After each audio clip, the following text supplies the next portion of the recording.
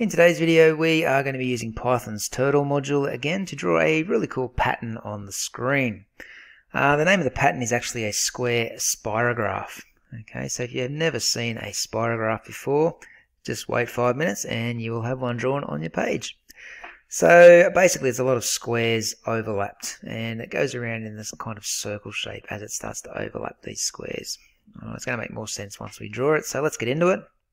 Now the first thing that we need to do today is write what we usually do on line 1, from turtle import asterisk, which is just saying from the turtle library or the turtle module we're going to import all the functions inside of it, so we've got access to them all.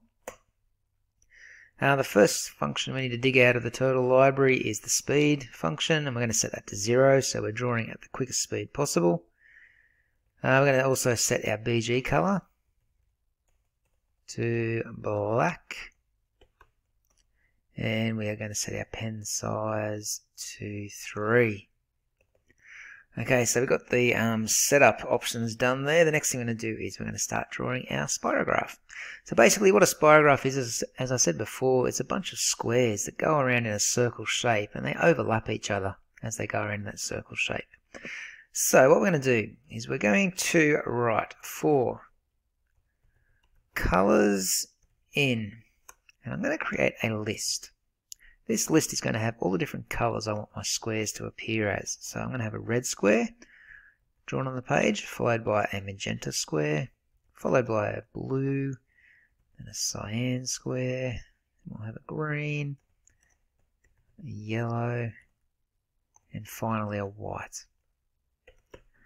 Okay, so remember your list of colors needs to come inside square brackets, and at the end don't forget to put a colon, because we're creating a for loop here, and inside of that for loop what we want to do is we want to tell the computer how to actually draw our square.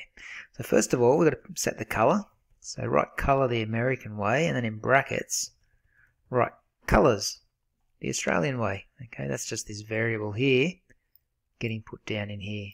So we're setting the color of our square to each of these colors. It's going to run through that list once, so we'll end up with 7 different squares with each of the different colors.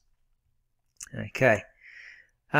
Next up we need to draw the squares on the screen, so I'm going to write left 12 degrees. That just tilts my square to the left by 12 degrees.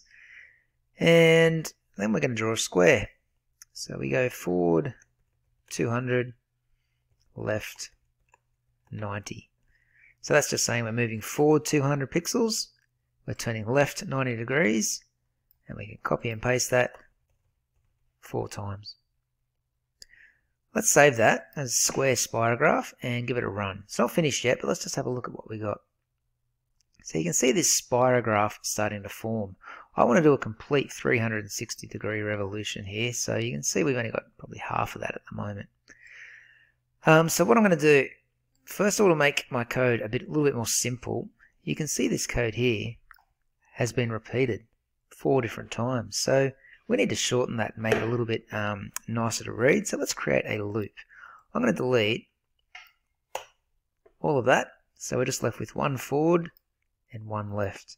And above that forward, I'm going to write for, what are we going to do? So let's just say for I in range 4, colon, and don't forget to indent forward and left here by pressing tab just to push them across. And that's just saying we're going to repeat the forward 200 pixels and turning left 90 degrees 4 times. And once we do that, we'll have a square drawn. So let's just save it and test it again. You can still see that's working okay. Now the next thing I want to do is I want to repeat all of this code about 5 times, I think, in total to create a full revolution, even overlap it a little bit. So I'm going to create another for loop here. I'll just say for, we've already used the I variable, so let's just say x.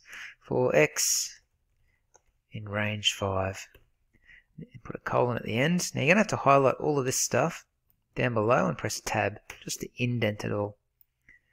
Okay, so that's pretty confusing. We've got 3 loops here inside of one another. That's known as nested loops, basically.